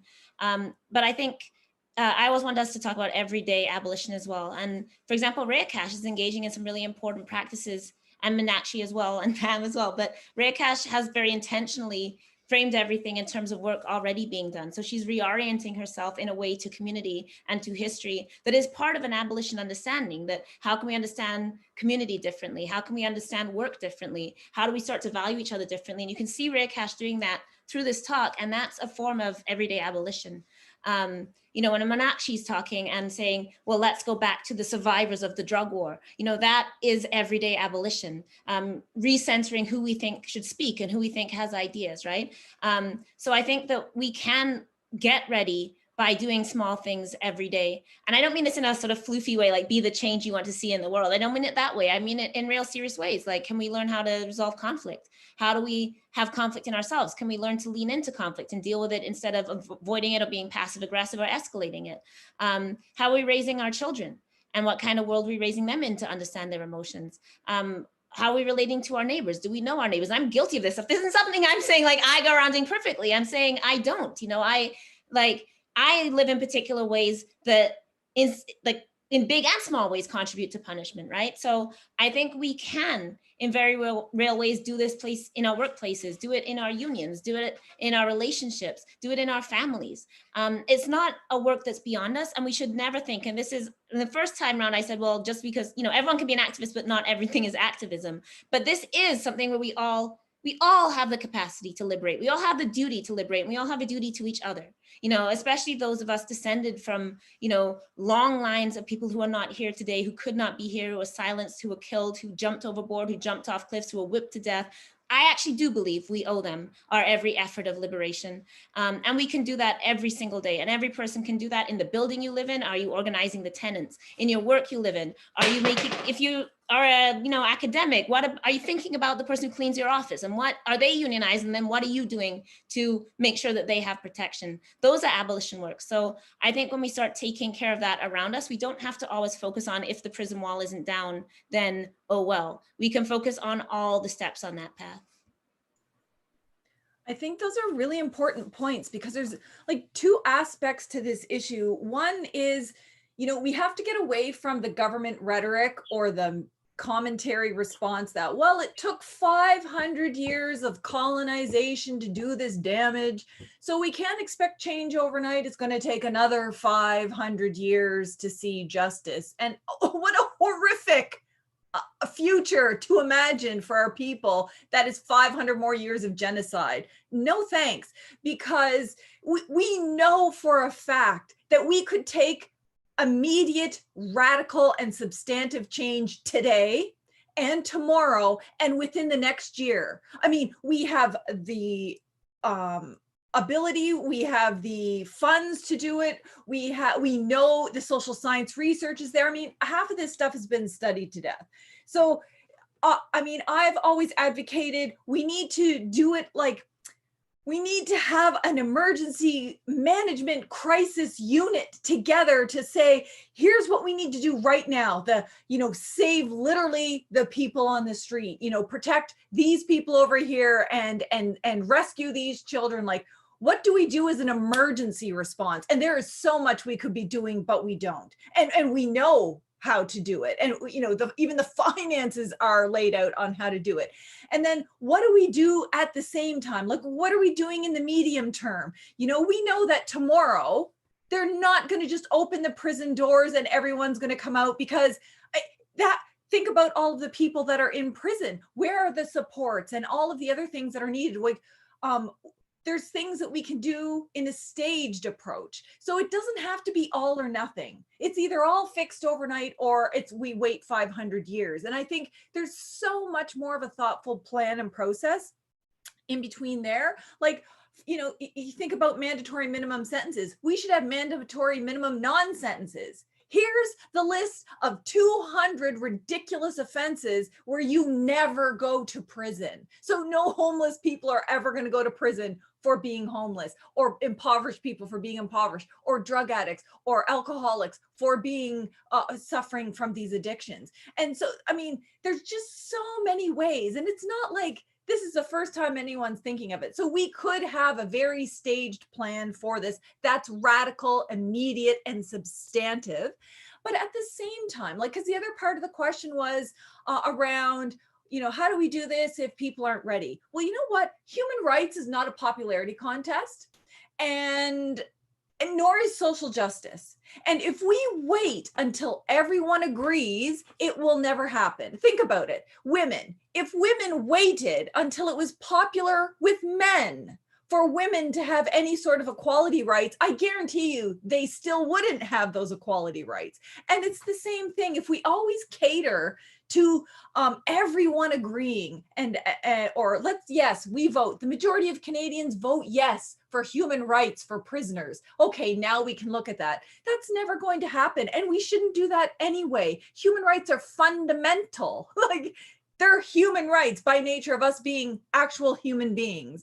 And so being in a constant state of human rights violation is not a place to be. And it doesn't matter if 99% of Canadians don't agree. That you just move forward on a plan that's based in human rights and social justice and earth justice, and we will be okay. And the other thing is that for those people, activists or people who, want to get involved, don't worry, because no revolution in the history of human beings on this planet have ever had everyone on board. A revolution is always started with a small number of people, and it gains momentum over time. And that's how these social movements work. That's how revolutions work. But it's the power of the people. The people literally have the power to change everything. Laws, society. I mean, they can literally topple governments.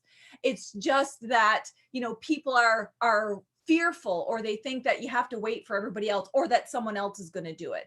And, it doesn't have to be that way. We just have to go with who we have right now. We're going forward in a good way. It's based on human rights and social justice. And we just need to do it and force the change that we need, because it's not going to come through government committees electing different people into office, or, by a nationwide poll of popularity over human rights. Mm-hmm. Do you mind if I just add one more thing? I'd like to build on all the incredible things that you folks have been saying. This conversation just reminds me of something that Adrienne Marie Brown talks about in her book, Emergent Strategy. And one of them is like a concept called a fractal. And I really like the idea of looking to nature to find solutions and inspiration to our everyday problems. And she points to ferns, because ferns basically replicate themselves in order to grow. And so when we think about, okay, how can we change this? How can I change the world? It's not, fickle, like Al kind of mentioned to say that you can actually just change the world in your own world. And that makes an incredible impact, right? And so one of the things that there's a Transformative Justice Collective, and they talk about these things called pods. And in these pods, your responsibility is to identify folks in your circle who you share your challenges with, who you share the times when you messed up, and you're accountable to one another. And our responsibility is to then grow our pods, right? And so if I can identify 5 to 10 people who I follow up with on a regular basis, then it's actually my their safety is actually my responsibility as a human being, right? So when something goes wrong and my friend calls me and she's like, hey, my partner is being super abusive and I need you to show up, I need help. That only happens because we're in relation to one another. Or preventing that, right? She can call me maybe a week before or 2 months before or a year before, like, hey, I feel like violence and tension is escalating in our household. Like, what can you do? Then I can have conversations and mediate so that these situations of interpersonal violence do not escalate to that instance or multiple instances of violence that then escalates to someone calling the police and then escalates to her partner being incarcerated, right? So we can have these conversations of preventing and reducing harms in our own circles that actually has legitimate, incredible impact on the system as a whole.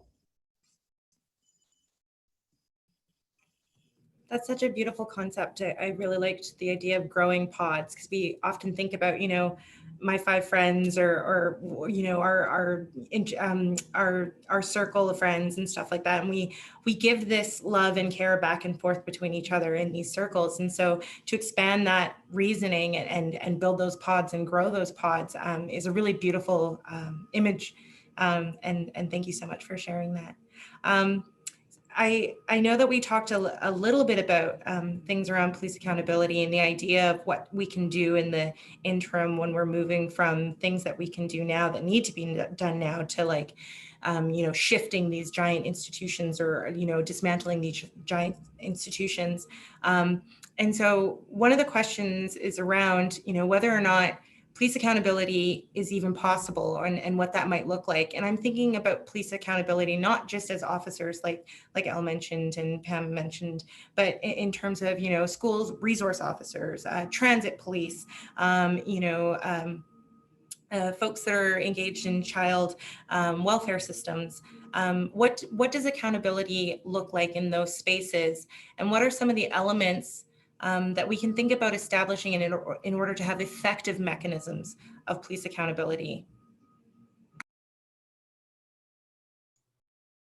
I'm going to beat Elle this time. She can't be the first one all the time while we're all sitting here ticking. I really like this question, is the reason why I hit it, because I am so obsessed with police accountability, because I know that tomorrow all police aren't going to be abolished, that it's going to take at least some amount of time, kind of like the Indian Act. People often say, Pam, why do you advocate for amendments to the Indian Act? Because I know it's not going to be gone tomorrow. So for every hour that it's in existence, there needs to be accountability and justice and review and repercussions and all of that stuff. So it's the same with the police. So we have the power to hold police accountable. So we know they're not going to hold themselves accountable. We know that the blue wall of silence, it's not even a myth. That's actually a thing that cops see cops do bad things. Cops know cops do bad things. Cops cover up for other cops. Cops lie for cops. I mean, we know this. So knowing that, we cannot let accountability rest with them.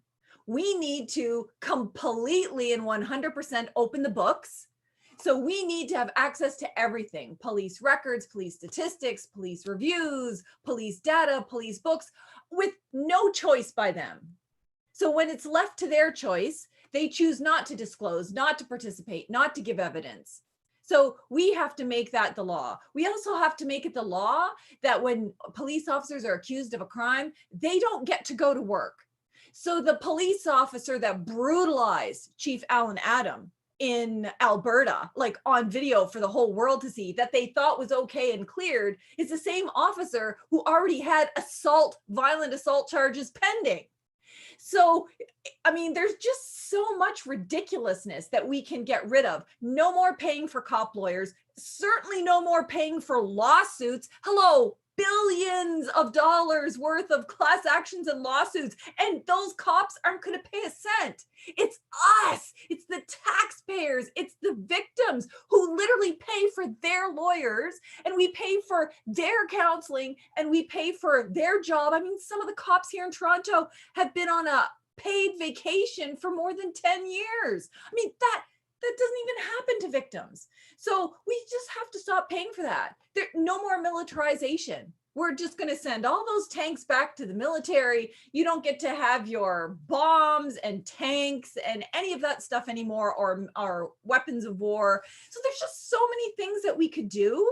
And no immunity, no partial immunity, no kind of immunity, no nothing. You get no immunity for racism, sexualized violence, brutality, corruption, killing of unarmed Black and Indigenous peoples. It's gone. So if we only did those things right there, just those small number of things, and there's 1,000 other things we need to do, not only does that save money, but it saves lives. And it's a kind of accountability that hurts. So imagine if we pulled cops out of school, that's like less cops. We can literally accomplish abolition through stopping to pay for all of these things. We pay for these things. We pay for racism, we pay for sexualized violence, we pay for their immunity, we pay for their militarization, we pay for them to surveil us like we are domestic terrorists. We just stop paying for it. And we're the taxpayers, we're the ones with the resources. I hate to use the word taxpayers, but you know what I mean. We just, all of it, no more funding for any of that, and see how long cops would even want to be cops. There's also, I'm not going to say too much on this topic because I'm just wary, but there is also a really important conversation we need to have about whether or not we should have cops in our unions, whether or not cops are actually in solidarity with working people. When we think about the history of labor movements and we think about the organizing that folks have done to come together to try to protect the rights of working people, who are the people who are enforcing the injunctions that corporations and private institutions lay on these same working people? Yeah, so I think we need to talk more about that, and I will leave it there. I just have a quick thing to add. First of all, I just wanted to say, when Reikash, when you said the thing about someone saying Eljo's prime minister, I like made a vomit thing, and I don't want that person to feel shamed, like I was vomiting on them. So I just don't want them to feel like I was like calling them out or something by vomiting on. It's actually, what I would say is, I also think it's really important for us to confront our own desires for power. For me, it's not so much prime minister, but do I need to really think that I'm worthless if I don't have tenure? And what does it mean in a capitalist system to desire things? So part of this summer for me has also been trying to unpack my own desires and my own wants, and thinking about whether those are principle to lead us somewhere. So I apologize to the person for vomiting you. I was making that more to myself, but sorry. But for accountability, I think I just want to say briefly as well that like we also want to observe what happens when we start to hold people accountable. Desmond Cole has observed this, right? That when they started going to the police board and they realized people could actually show up, they started like securitizing that space. So they started posting cops at the door. And then when people were coming in anyway, they would get up and leave and like, you know, move the police board somewhere else and meet, you know, and when activists would shut it down, then, you know, they did something else. So that's when the pressure's on. But that's also, it's sort of like, the analogy, and I don't want to push this analogy too far because it's distasteful in some ways, but the analogy of leaving an abusive relationship, right? And when you're in the most danger is when you're trying to leave, right? And so as we become more aware of the kind of violence being done to us and we start talking about leaving it, we are going to see an escalation in particular ways. When we start showing up at the police board, till now people haven't been showing up. Nobody was questioning, like, what do they do? What kind of policies do they have? And now we're starting to ask. People are realizing, wait a minute, like, we can't just talk about the officer on the street. We have to talk about this oversight board. And why haven't they been overseeing them? And why hasn't our city council been overseeing them? And why do the city share lawyers with the police board, which is happening in Halifax, with the same lawyers, the same, you know? And when we get deep into those questions, Fredericton doesn't even have a police board. They don't, and I'm not saying a police board is what we want, because police boards suck, but they don't even have that step, you know, like, so there's no kind of independent accountability. But when we start actually realizing that and talking about it and organizing about it, we are going to see so much securitization of even things like basic meetings and public meetings. We're seeing people being criminalized at those meetings and arrested at those meetings and, you know, trespassing those meetings, which shows you that it's the right thing to do. But I also just, everything that Pam said was like excellent, but also they don't want accountability, right? I realized that, for example, going through Abdul's trial, you realize that this stuff is there on purpose. They don't fill out the paperwork on purpose. You know, they don't do their jobs on purpose. It's not an accident. You know, white supremacy always wants to claim innocence. You know, and this move to innocence and the claim to innocence, which is always superimposed with, we have the authority and also we can be innocent anytime. We can take your kid away from you, but how are we supposed to know to get them citizenship? We can, you know, show up at the mental health call, but we're not social workers. What are we supposed to do if somebody dies? Like, you can't expect us to deal with this. So white supremacy always wants to claim the force and then say, oh, I don't know, right? And it's the same thing with accountability, that they'll claim that they just didn't know and there just wasn't any oversight, and how are they supposed to know and they just need another review? That is a move to innocence, right? That is a pretense they didn't know what they were doing in the first place, and that is deliberate.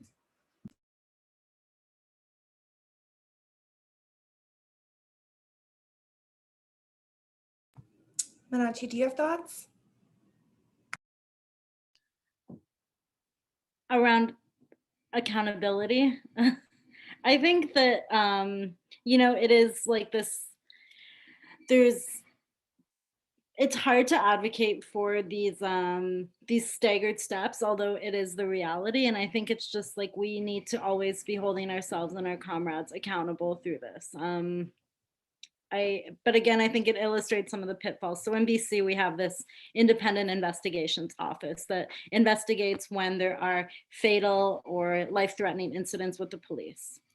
Notably, 2 years ago, a former Pivot staffer, former head of the BCCLA, very lauded Attorney General David Abdi, actually reduced the amount of time that investigators in the office had to be separate from police. So he actually took a step away from civilianization in a claim to speed up these investigations. And there's a family, the family of Jadin, that's currently advocating because their brother was murdered by Rcmp officers in Maple Ridge, BC. But you know, you see, like, we had this very progressive person spoken out about all kinds of human rights issues, becomes the AG. Who's the person calling for a raid at the local racetrack? Who's the person who is reducing civilianization of independent investigations offices? Like, and I think that that's why I just feel so heart-wrenched around, like, you know, getting progressive people in these positions, because even if those folks are beholden to communities, those positions are immune. So take that, David Abdi, had to name and shame him for all the work he's done and undone.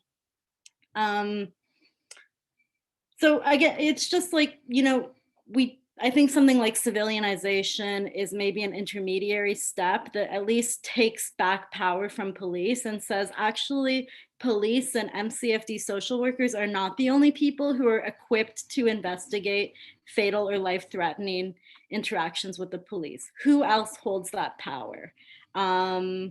I mean, advocating for legal aid funding is definitely a pitfall, but I just have to wonder, like, why don't we have any type of funding in BC for people who want to pursue a complaint or civil claim against the police? Like, you know, and I know legal types love access to justice. That's such a clear access to justice issue. Pivot has made that recommendation to the Attorney General. He's not returning our calls or emails. If you're here, write me back.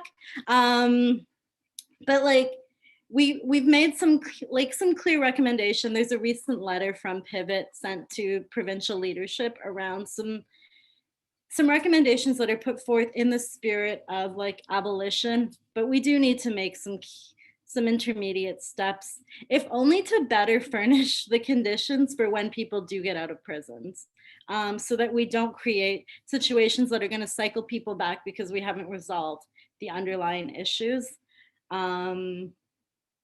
So some amount of reform is necessary. I think with accountability, we just need to beat back police power around that and really take all of these investigations and audits and consultants out of the purview of police and figure out ways that, like, independent or community-led organizations or peers can actually carry out that work for now, while the police continue to exist. Because we can't have the police cherry picking which investigator is going to study the use of street stops in BC. And LaToya can speak to that better than anyone around what actually happens when you have someone who's so compromised because of their own history of police work and they're coming in to study like police practices. And they're the only person who's been picked by the police board. It's such a pitfall. We need to figure out how to get some of that power out of the police. I just have one more thought to offer. This reminds me of some of the challenges that we faced in Edmonton when we were trying to get rid of street checks / carding, right? And it just reminds me of, I don't know if this might be very millennial of me, but if you have seen that meme and it's like, Spider-Man pointing to himself, like Spider-Man pointing and then the other Spider-Man pointing. Yeah, so we totally experienced that. And this was under a progressive government, right? This is and forgive me, all the Edmonton, like Alberta progressives are gonna hate me right now. But basically, I was part of the movement to elect the NDP government, right? We thought we were overthrowing this, horrid 44-year government, and all of a sudden everything was going to change, right? And so I helped, full disclosure, to get Edmonton Center MLA, I'm saying MPP in my head, but MLA David Shepherd elected and it's the first time that a Black man was ever elected in Edmonton, right? So I'm thinking everything's going to change. I'm so excited. And I was also working with Black Lives Matter to try to get rid of carding. So we had a review, we had a report, we FOIP'd the information. We did a 3-city tour with Desmond Cole. We went to Lethbridge, Calgary, Edmonton, and we talked about street checks. I was on the phone with the chief of staff of the Minister of Justice, like every single month, like, hey, when are you guys gonna do this, right? The municipal government is pointing to the provincial government saying, oh, they have to do it. The provincial government is pointing to the municipal government saying, oh, no, but they control the police, right? And so we did that for the entire time that the NDP was elected in Alberta. Me on the phone every month. Hey, when are you guys gonna get rid of street checks? It never happened. So forgive me if my focus has shifted to community, because I've seen so much transformation and healing and power in community. And I've consistently been disappointed by the folks who say like, yo, we hear about Black people, every Black History Month, they're here waving the flag and dancing and whatever, right? But when it comes down to it, when we're like, hey, this is what you need to do, here's your 50-point step breakdown of all the things that you can do to help keep us safe. And all of a sudden there's can't lock eyes. Thank you so much to everyone for sharing today. And I'm recognizing that we've got just a few minutes left. So I'd like to just take this opportunity again to thank our guests, Al Jones, Dr. Pam Palmater, Reikash Walters, Meenakshi Mano, for sharing time and space with us and their knowledge and experience. It's been so enlightening and inspiring. And as you know, a baby lawyer, I'm very excited about all the things that we've been talking about today. I'd also like to thank Avnish Nanda and Asad Kiani, who partnered with me in this working group to get this off the ground and organize this digital teach-in, and Iman and Amy of the BCCLA, our engagement team, who have been phenomenal in providing tech support and doing outreach and making sure that folks knew that this event was happening. So thank you to them, as well as Harsha, who was instrumental in securing some of our funding and folks that are on the panel and all that kind of stuff too. So thank you so much to the BCCLA team. And finally, I just really like to thank all those people out there watching in YouTube land. Thank you again for coming with open hearts and open minds and sharing with us and asking these phenomenal questions that really kind of help us dig and get to the root of some of these issues and how we can expand our minds in considering different solutions and dismantling these systems. So thank you so much.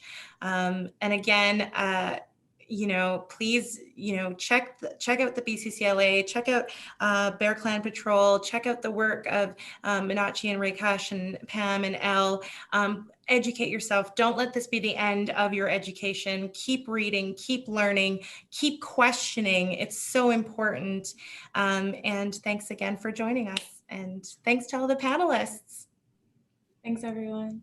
Everyone have a wonderful day and wonderful evening if you're on the East. So much. Thanks, everybody. Amazing. Thank you. Bye.